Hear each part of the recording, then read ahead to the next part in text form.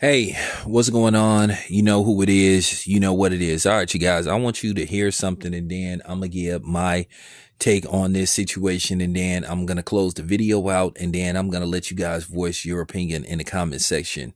So, just check this out. This is the words from Shakur Stevenson regarding the issue and the botched potential Frank Martin fight. So, check it out. Pussy, he's a bitch. He's a bitch. That nigga's a straight bitch. I never seen nobody more bitch made than Frank Martin. Frank Martin is the most bitchest nigga in the world. Like, I done DM'd this. Mind you, I would never had that thought if I didn't have a DM conversation with the nigga. I talked to this nigga on the DMs. I explained this man, look, this is how much money the fight is. Me and you're not that big of a name, bro. You can bring nothing to the table. I'm the name. Yeah. So this how much the fight is worth. This man sat there in the DMs after I told him, look, I'm getting this much, you get this much. He tried to act like it wasn't 25%, but it is. He wanted 50-50. 50-50 or he's not fighting me. And it don't make sense. That don't make sense to me. Like, why would I fight Frank Martin? He never won a title. He never been in a he never done nothing in the sport of boxing. No, I like Frank Martin as a fighter. He's a bitch. I don't think that, you know, in a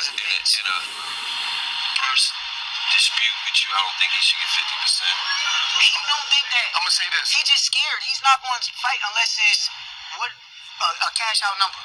Just like other fighters, Lomachenko was offered the most money in his career to fight me. Why not fight me? The most you're older is the end of your career. Why not take the most money in your career to fight in one of the biggest fights in boxing? Why not? All right, you guys. So that's from Shakur Stevenson, and basically Shakur Stevenson went in on Frank Martin for basically, pricing himself out, to face Shakur Stevenson. Now you're hearing that it allegedly was Frank Martin's people or his handlers that turned down the fight because of scheduling conflicts would interfere with Derrick James training other fighters. Well, at the end of the day, Dan, if Derrick James is running that thin as far as his time goes and he has limited time to help these fighters, then he should let him go train with somebody else. He should say, hey, I'm not going to stand in the way of a payday like this. So, you have my blessing to go train with somebody else. But this is just a long-standing situation, with, the other side of the street and these excuses being made for certain fights not to happen. It's a bad look. It's a very bad look for Frank Martin, no matter how much people try to put a spin on it. Frank Martin has done next to nothing to demand a 50-50 split. And anybody that think he should get a 50-50 split is absurd. But then you had some people saying he should get 50-50. But these are the same people that said Terrence Crawford, who was an undisputed champion at 140, who won belts in multiple weight classes and knocked out everybody that he got in the ring with at 147, didn't deserve 50% of the purse. But y'all continue to listen to these dudes. Y'all get boxing knowledge from these dudes who don't call it right down the middle, who fanboys. So I'm just saying. I'm just saying.